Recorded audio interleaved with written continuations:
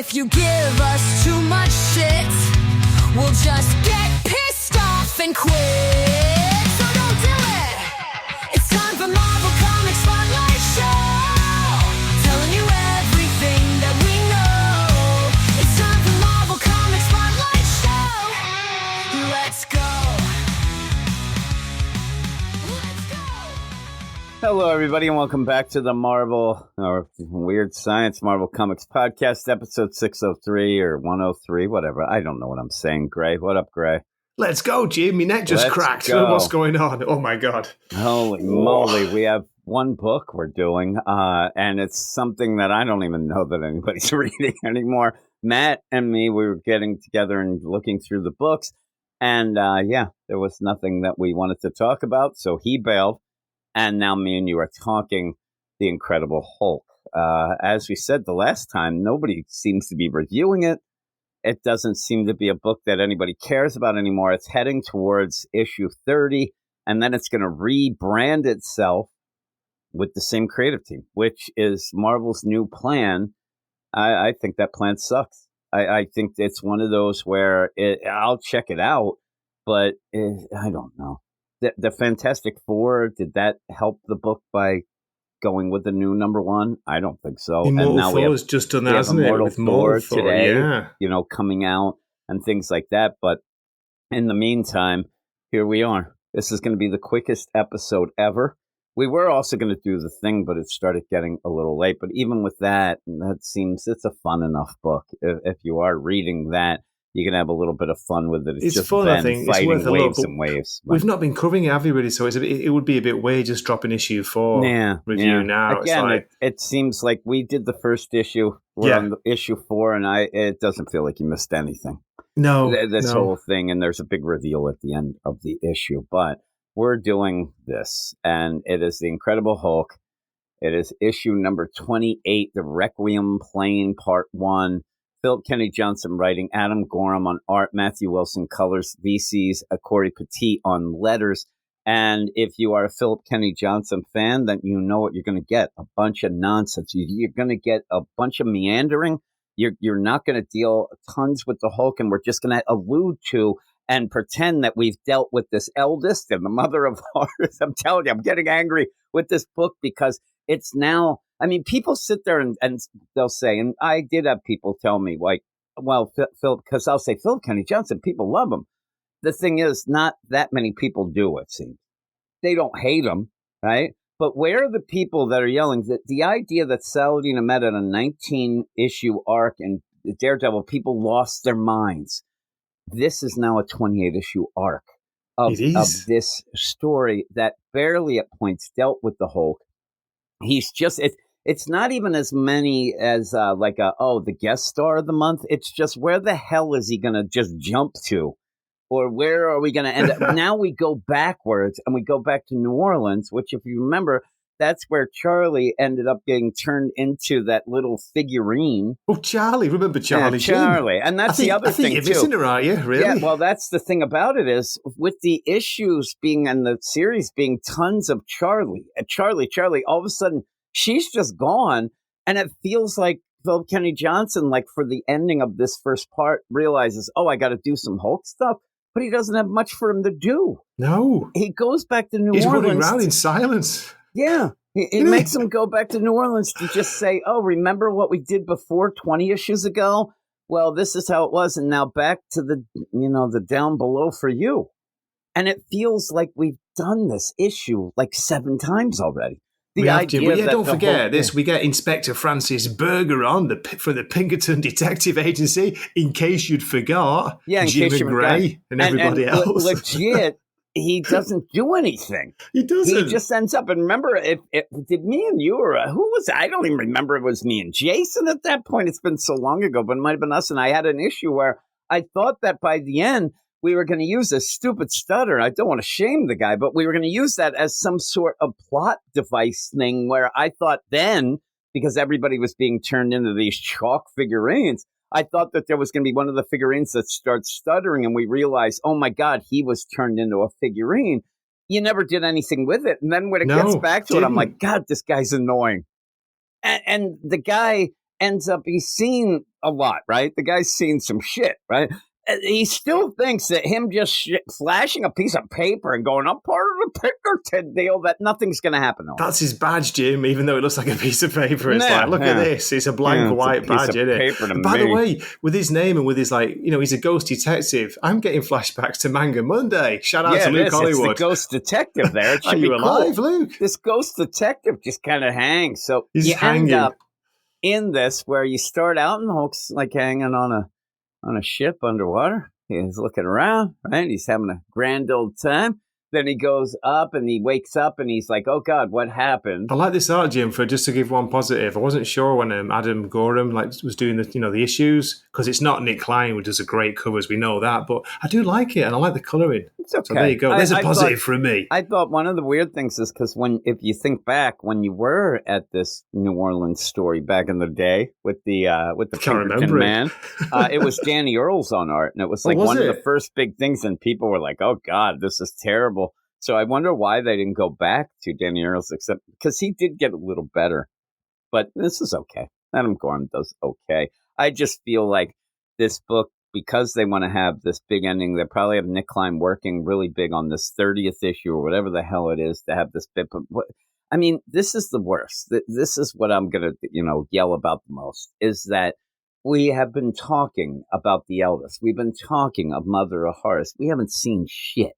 And then at the end of what will next be the penultimate issue of this initial run deal before it switches, you have next the origin of the Mother of Horrors. Like, it is way too late.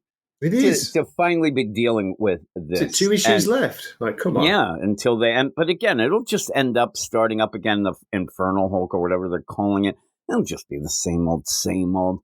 Just imagine where you're like, okay, they're starting up with a new number one. Does that mean we're going to have another story that's going to go 30-some issues with just, barely a Hulk? I don't know. People will go on and say, well, it is a Hulk story because it's a horror story. That's fine.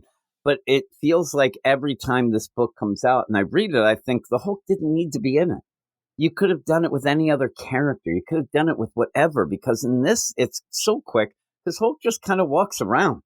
He jumps around. He walks around. he ends up waking up and he's there at this, stream that he left that dead kid and then killed his dad, but ends up saying or seeing in the sand or in the dirt, protect Dr. Voodoo. And he's like, leave me alone, Banner. Only danger is you, and jumps around. I'm like, come on. Like, really? Like, we're not doing anything. Listen, Jim, I was watching Blast from the Past for me. Yule's stream earlier today, and he's rating that last issue of Incredible Hulk as one of the best issues, one of the best single issues of the year so far. Really? Yule's fucking ridiculous. That issue was fucking terrible. That issue was a one-issue nonsense deal. It was like a Hellboy story. Nothing. You could have had that as an annual. You could have had it as whatever the hell is, and all it was to fool people like Yule. Because there was no reason to even have that stupid-ass one-shot when you're not even dealing with anything in this whole thing. Now I'm getting mad, and I like Yule.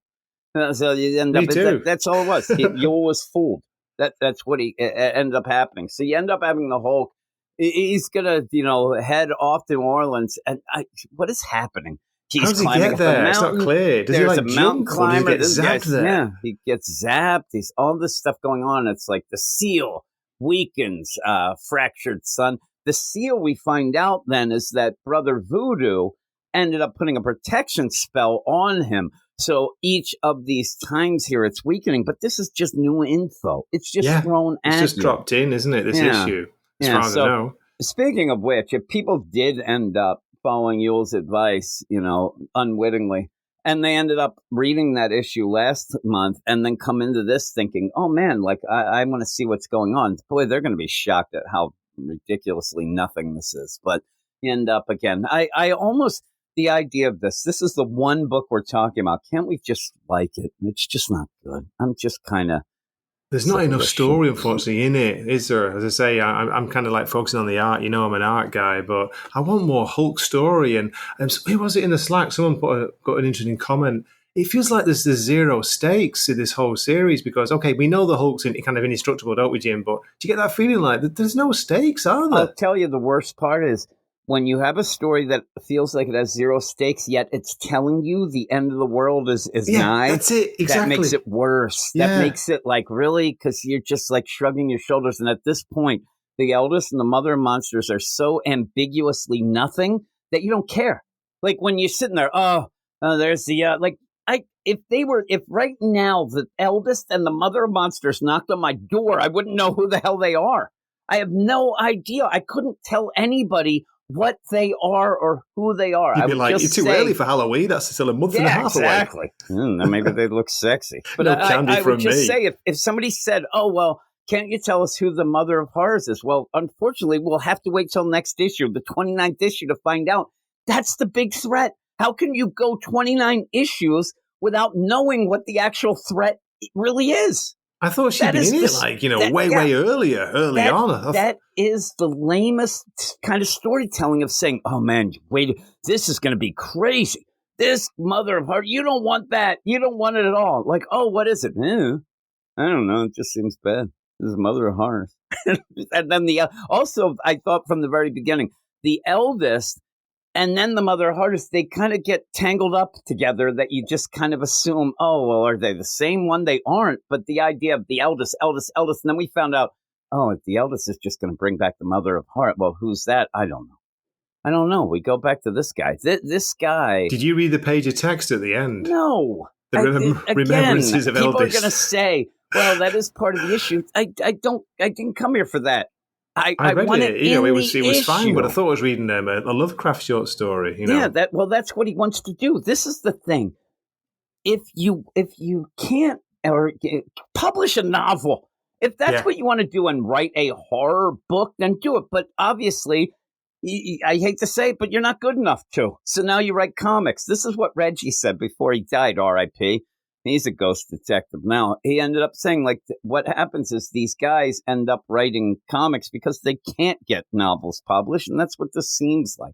It seems like he has other ideas of what he wanted it to be, but he can't. So now he's going to do it here. But whatever you put on that last page, if it's important, it should be in the comic, not at the end with prose because you're meandering so much. That just shows you he's done nothing in 28 issues, but yet he has to add things at the back because there's not enough room he doesn't have enough room not to tell a story.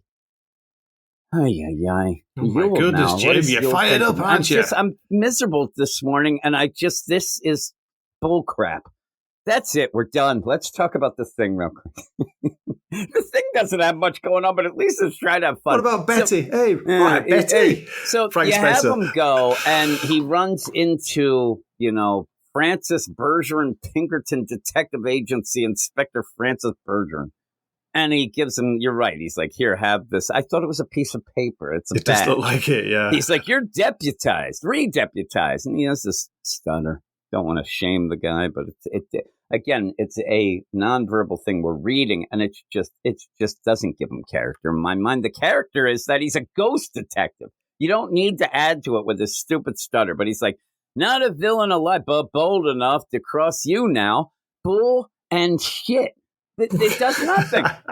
The guy's seen this before. He's like, I'm going to give you this here badge. Oh, no, it appears maybe too late. Yeah, it's like, I'm going to give you, nobody's going to mess with you until they do. So he gets this badge. I thought Hulk was going to eat it.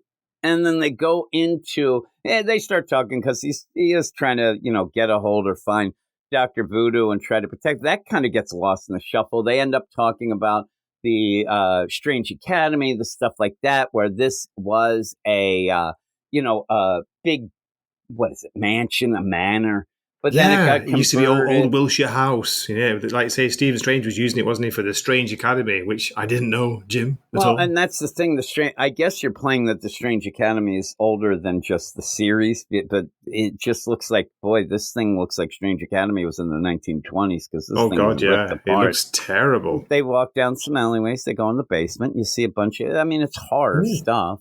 You end up seeing these bodies, and now before it was the big thing about, let's do this backstory about this lady, the chalk lady, who makes people into chalk figures. Now we're going to talk about grave wax and how they felt. But really, it's like everything ends up being like said. You do. Grave wax, Jim. And that, like, you think that's going to be something, right? It's like, hey, oh my God, these bodies, they're made from bone, iron, and grave wax.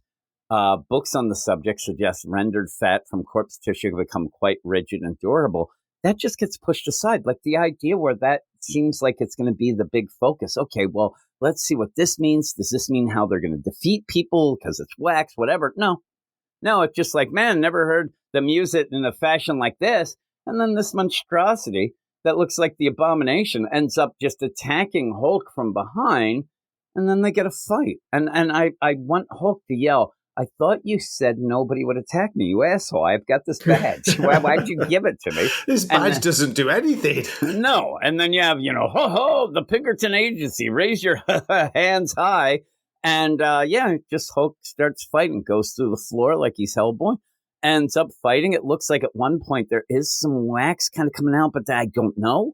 And then you end up having the guy like, oh, you dare return, because if you weren't reading way, way, way back, he was already here fighting monsters.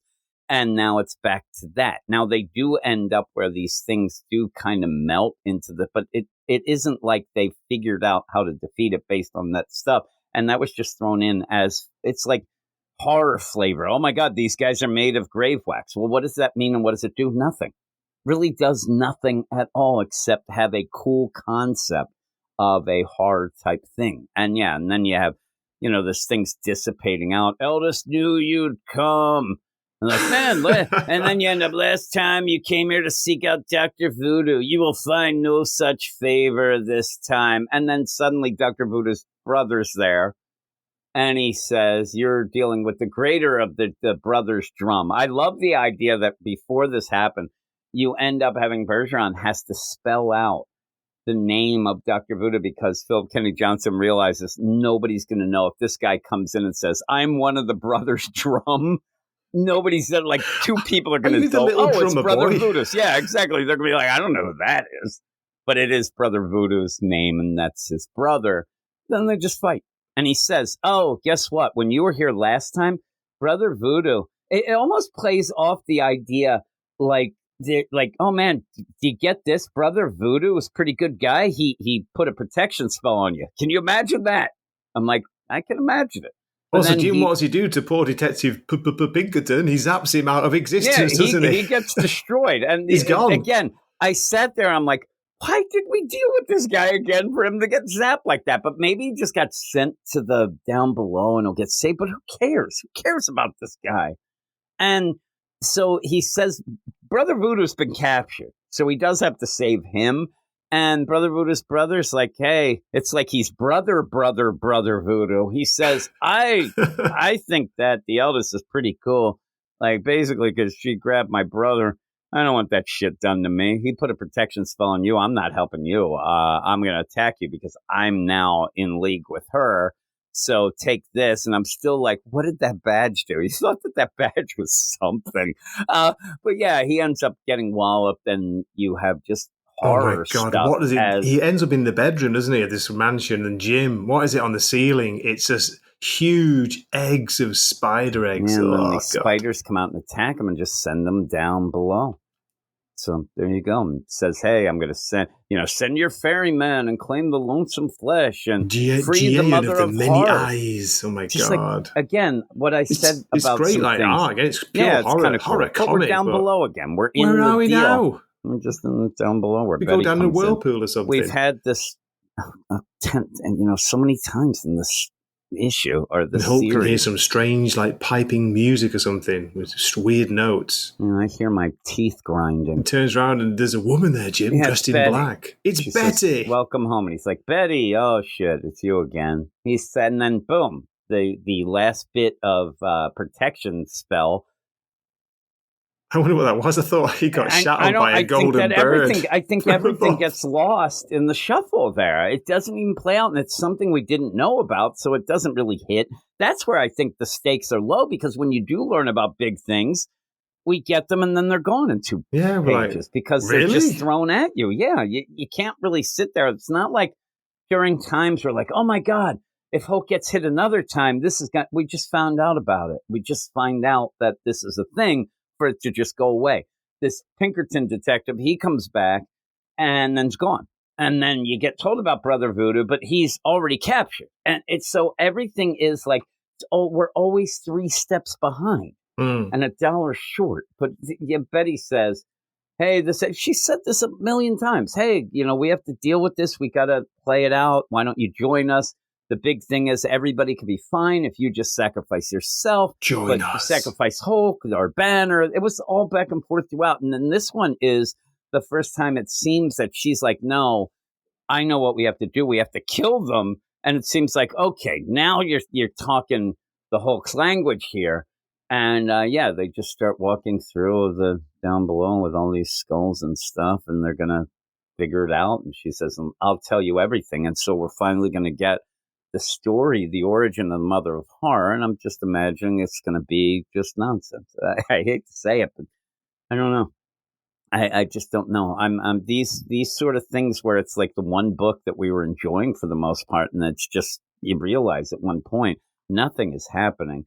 It's happening. It's like I'll tell you, it's the joke of it's going nowhere slow is what's happening, and you need Charlie back because that unfortunately was the main focus of everything. So when she comes back, she'll come back to fight the Mother of Horrors. They'll defeat all this, and then she'll just be able to go back. But I don't know where she's going back.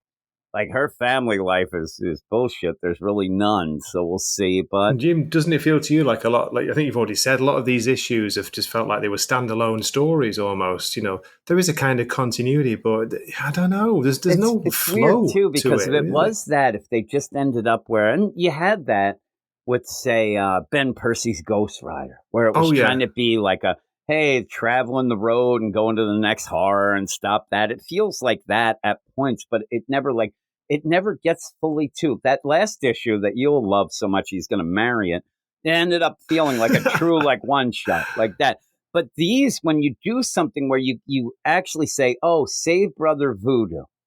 And he goes to New Orleans, he goes back, but then everything else is referencing when he was there before, talking about the Mother of Horrors that we don't know who it is, and then ended up having this, shattering protection. You throw away the one-shot idea by just making it feel like it's like, it's not even a full issue. It's like part B of a fuller issue. It feels like it's just like, oh, get this. It's kind of an epilogue to some other bullshit that probably nobody read. And then at the end, you're just going back underneath and saying, let me tell you about the next thing. It's not good. It's not good. This run is just boring as shit. And I just can't take it anymore. We'll do the last 2 issues, but I'm telling you, Infernal Hulk, how does it change when you still have the same creative team? And you have a number 1 issue. It's like all of a sudden it's going to be different. It's going to be the same. Just the title alone, Infernal Hulk. It's okay. This also it's going to be set in hell. Dante's Inferno. I'm telling you, that's no different to what we've had, Jim, is it, for 30 issues? And so when 28. you talk about Philip Kennedy Johnson's last couple things, what do you say is this story's gone on way too long for what it is. Batman and Robin, which is one of my favorite books at DC. It's not anymore because you have this Memento story. And while it was good, it went on too long. It went on 3 or 4 issues too long. He does it all the time. Is it finished, Joe? Is it still going on? Memento. I dropped it. I was enjoying it too when it started. But it just kept meandering about. And what he has like this weird like blueprint of, okay, let's meander for like 8 issues. Then we'll have an origin story of a villain that isn't even involved, really. Like we had that Chalk lady. Then go back, then concentrate on something totally. Then do lore, then write shit in the back. He did this writing stuff where they actually did a War World omnibus. I don't know if it came out just yet, but they have he did the same thing with his writing down the lore and things like that. And it's fine if you like that sort of thing. I don't. I'm here for the comic, but what would you give this? Gotcha. Yeah, for me, as I say, I do like the art in this. That's a positive. And the colouring, well, there's not much of a story. I just feel like we're going around in circles. So, I'm a straight 5. No, 5.5. 5.5. I'm a 4. I'm a 4 out of 10. I'm just bored with it. And it sucks that this is the book we're talking about. But again, we don't end up reading all the books and saying, okay, we like this. That's what we should do. But we pick the books before we read them and do them. And I thought, boy, the way that it ended up this week, it sucks to have a book that I just hate. That it's not even just this issue, because this issue is nothing. it really is nothing. That's the I didn't know you reason why. hated it, Jim. I just thought you were kind of like I'm saying just bored with yeah. it. Overall, it's just I hate the whole concept of this run that's gone so long, and it's just meandering and nothing's happening. And then it's supposed to be big, but isn't. And so it sucks. It's the only one, but that's it. It doesn't feel big, yeah. We're Unfortunately, done. I got to go and edit some stuff and crap like that. It's just I love at the end they have to tell you to be continued in Incredible Hulk 29. I thought that it was going to continue in Hulk number 50. I didn't know they'd actually go to the next sequential issue.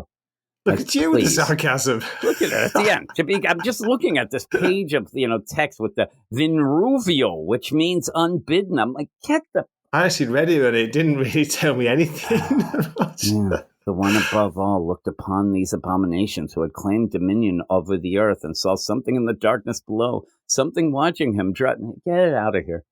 Get out of town. Go on, Jim. That's for Yul to read. You can tell me how it is. I'm going to have to watch Yul's next stream and give him crap. That's the thing. I love Yul. I think Yul's awesome. And me too. I like watching his best of the week. Or picks of the week. If you would talk to Yul at points, and I haven't talked to him much lately because I haven't really been doing any aficionados or anything like that. And me and him never agree on any comics. The things that he likes, I always hate. He always picks Spider-Man, doesn't he? He's like one of the picks of the week. Yeah, he ends up liking that as much. Like, get out of town.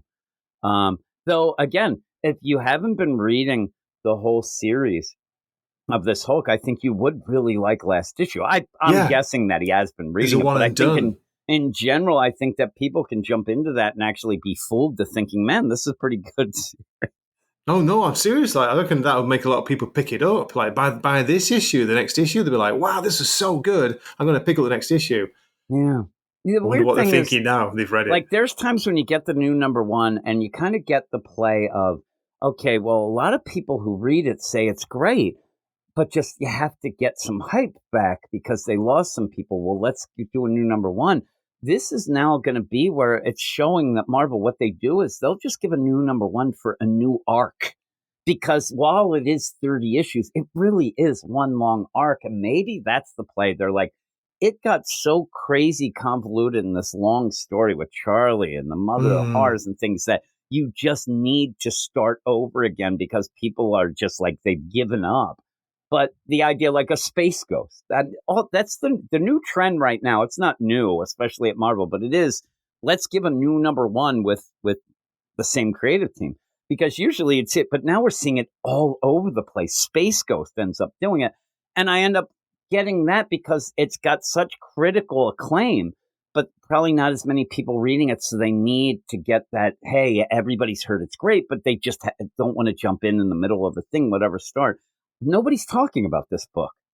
So you're just like negatively trying to, falsely trying to get some hype with a new number one. But I'm telling you, Mortal Thor, people talk about how great that is. I am reading it. A new number one with Al Ewing. It's still Al Ewing. I'm not a big fan. So whatever. But it's just weird. Instead, just don't do running series. Just do like we said, Hellboy. Do like Hellboy. Do like a 6-issue mini. Come back a couple months later with a new deal because that's what that really does. It's, the ongoing. It does it very well, doesn't it? Successfully. So maybe that's the play. But people just, this new number one bullshit, I know people are already sick of it. They got to be really, you just keep getting it. There's two things they have at Marvel now. The new number ones with the same creative team and some character killing or fighting the whole Marvel universe. That's all we have now. That's it. And then stupid other stuff. But that's it. Oh, get out. Just trying to upset people. They can tell I'm in a bad mood, but what the hell? There you go. Matt Razor, Dr. Matt bailed. He didn't want to do any of these. He is so sick. This best thing, I said, why don't we do a $25 do or die pull list instead? And then me and Gray will do a couple bucks. You know what he said? I can't get to $5. So we bailed on that. That's the thing. He's like, he doesn't like anything anymore, and it sucks. It just sucks to have a podcast where you can pick what you read, and it stinks. But I know some people who are buying this, Jim, the Hulk issues, but I think it's mainly for either the variants or the main cover when Nick Klein's doing the art. Yeah, Nick Klein's it is gorgeous. Cool. Yeah, it's just at the end when it's done. I think that it's one of those, even people who like it. Can you think of yourself saying at the end, all right, I'm going to reread this? Because I think you're like, it's almost like the idea that We drive across the United States, a road trip, me and you. We have a grand old time, but we don't want to do it again. It's like that took a long time. But there you go. There you go. But I'd enjoy your company again. We just need to drive somewhere else is what we do. And maybe that's the Infernal Hulk. But all right, that's it. We're done. That's the podcast. Sorry for being so negative. But again, some people have given us crap for being too positive on things. Not many times, but sometimes that happens. But that is Come it. on, Marvel. We just want some Done great and done. books, don't we, I'm Jim? sure if and when I put this up on the YouTubes, we'll lose like 10 subscribers. And really, I don't give a crap. I just don't give a crap anymore. So that is it, Gray. Thank you for joining me. Let them know where you could go. So they could leave me and they could go to you because you go have to a couple me. videos. I'm going to bed. That's where I'm going. No, I'm actually I'm still on YouTube. Just about. I just dropped a review, Jim. Guess what I did? I forget. I saw what it was, and now I can't remember what was. It's not a Marvel comic, unfortunately. It is Nemesis Forever, issue 1 by Mark Miller and Matteo Scalera. Okay, well that's pretty cool. good. And you did you do a review of Escape? Didn't you do that as well? Yeah, I did it as part of my picks of this week. Okay, yeah, you had a picks. I did a new picks of the week video, which I've not done for a while, and I enjoyed doing it because I love talking about comics. Believe it or not, we both do, folks. We both do. Yeah, I actually really do, but that might be a surprise to some people. They're like, "Really, this guy likes talking about that?" Really? Yeah, really? All right, there, buddy boy. I'll tell you right now, I did just go to the YouTube channel. Legit.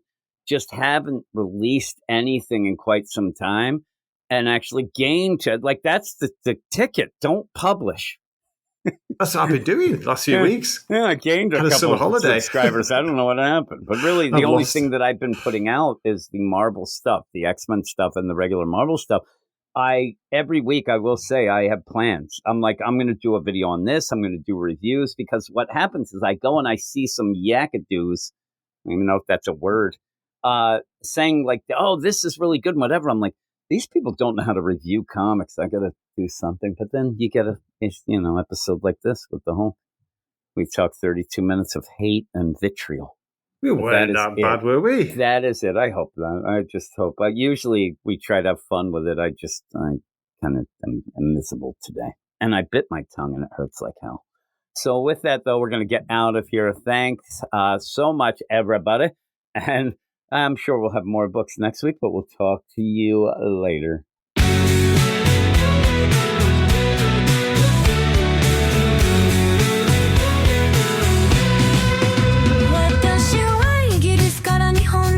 しました感動して感謝しました本当に大好きです私は普通の男ではありません私はもう本性の愛です私にからかわないでくださいそうしないとあなたは消えてしまいます私は普通の男ですでも私はあなたを殺しますだからそのまま受け取ってください